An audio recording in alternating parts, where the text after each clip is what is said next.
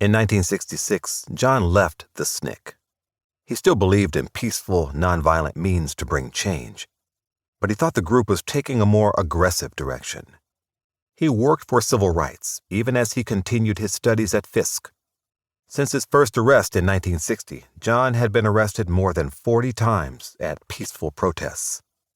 In 1967, he graduated from Fisk with a degree in religion and philosophy. He took a job in New York City as associate director of the Field Foundation, which worked to end poverty and inequality. John left the foundation for a chance to work in Atlanta, which was closer to Alabama and where Martin lived and worked.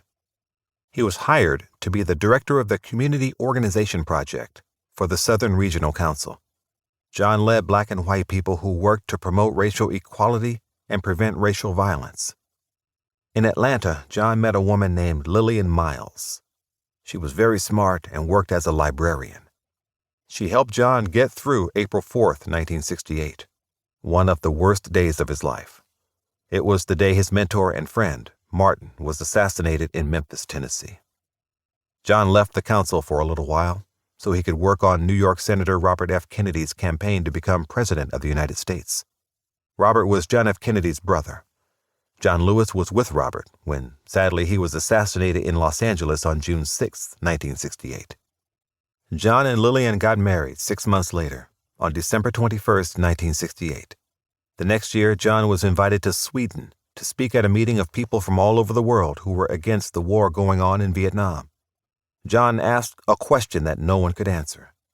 Why was President Johnson sending American troops thousands of miles away to fight a war in Vietnam, while not sending troops to protect Black people fighting to uphold basic human rights in America?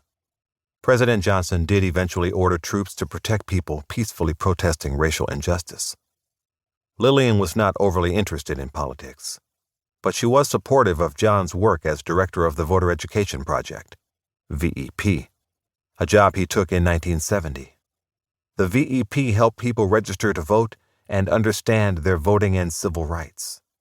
Under John's leadership, the VEP registered millions of Black people to vote.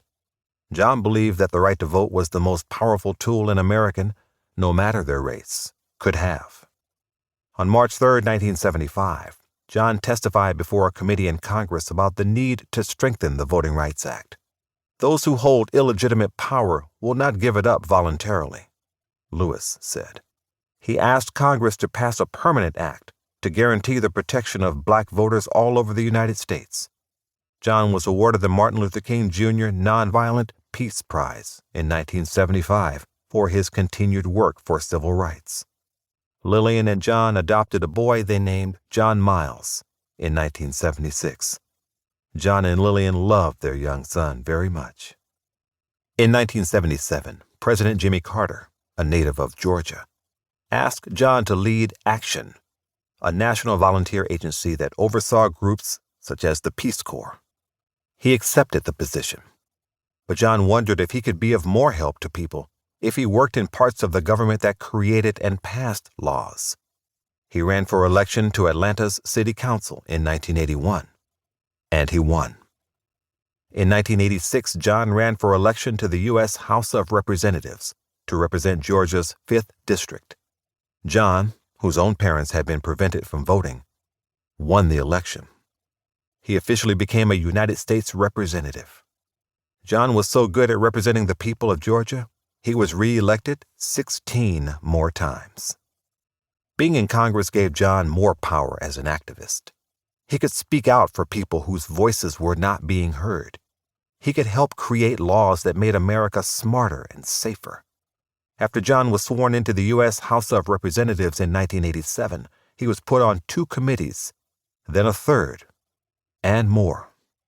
By 1995, John had worked his way up to serving on the Ways and Means Committee, which keeps track of how the United States government takes in and spends money. John entered Congress with a very clear plan.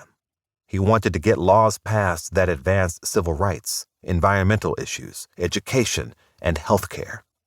John's work as a representative showed his pursuit of Martin's desire to create a beloved community, a nation committed to equality with a foundation of peace and justice for all.